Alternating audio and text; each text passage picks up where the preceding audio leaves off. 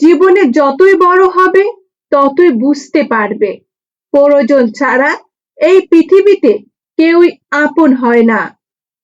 নিজের হতাশার জন্য কখনো অন্যকে দায়ী করো না, বরং নিজেকেই দায়ী করো অন্যর থেকে অতিরিক্ত আশা করার জন্য। কেউ যদি তোমার সাথে কথা বলা বন্ধ করে দেয়, তাহলে বুঝে নিও সে তোমার উপর বেশি রাগারাগি করে ফেলছে। যে সত্যি তোমাকে ভালোবাসবে সে কখনোই তোমাকে ভুলে থাকতে পারবে না। হয়তো অভিমান করে কথা বলবে না, তবুও সে সারাক্ষণ তোমাকে মিস করবে। যে নিজের থেকে পরিবর্তন হওয়ার চেষ্টা না করে তাকে কেউ হাজার বলেও পরিবর্তন করতে পারবে না। বর্তমান সমাজটা এমন, সৎ মানুষগুলো অবহেলিত আর অসৎ মানুষগুলো সম্মানিত। কাউকে ভালোবাসতে না পারলে তাকে না বলে দাও, কিন্তু তাকে মিথ্যা স্বপ্ন দেখিও না। স্বার্থপর লোক কখনো দুঃখের ভাগ নেয় না, তারা সবসময় সুখের ভাগে আশা করে।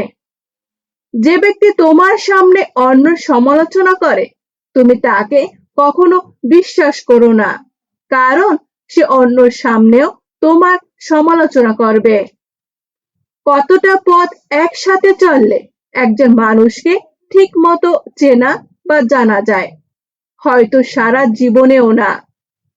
ছেলেকে চেনা যায় বিবাহের পর, মেয়েকে চেনা যায় যৌবনে, স্বামীকে চেনা যায় স্ত্রীর অসুস্থতায়, স্ত্রীকে চেনা যায় স্বামীর দরিদ্রতায়, আর বন্ধুকে চেনা যায় বিপদে।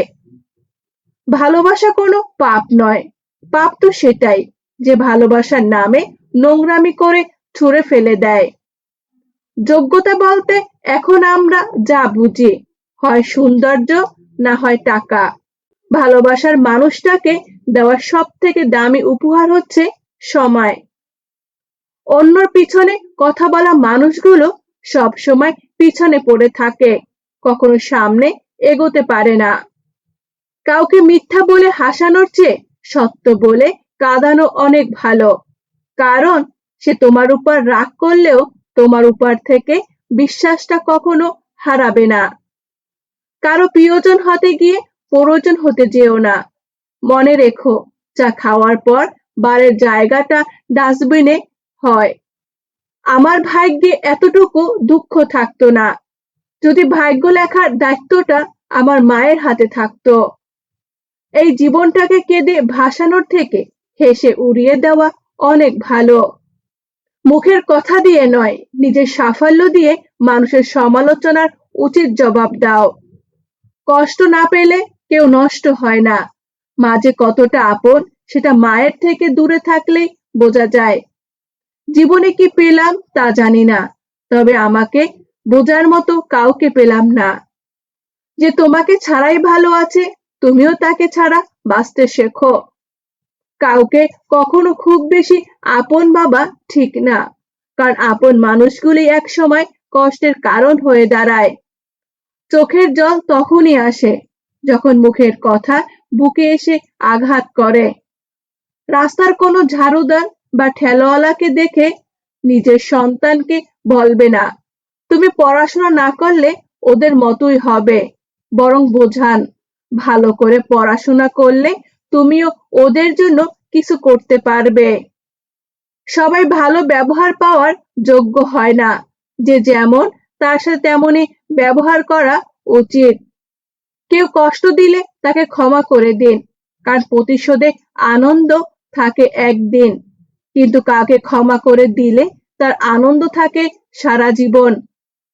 সবার সাথে কথা বলতে ভালো লাগে না, কিন্তু যার সাথে কথা বলতে ভালো লাগে সে তো বুঝেই না। জীবন থেকে একটা জিনিস শিখলাম, চাইলে কারো আপন হওয়া যায় না। কাউকে ভুল বোঝার আগে তার পরিস্থিতিটা একবার জানার চেষ্টা করো। আজকাল কাউকে কিছু বোঝানোর চেয়ে চুপ থাকা অনেক ভালো। সমাজ মানেই তো ব্যর্থ লোককে নিয়ে রসিকতা করা আর সফল মানুষকে নিয়ে হিংসে করা। আজ এই পর্যন্ত বন্ধুরা। ভিডিওটি ভালো লাগলে প্রিয় বন্ধুদের সাথে শেয়ার করবেন। ধন্যবাদ।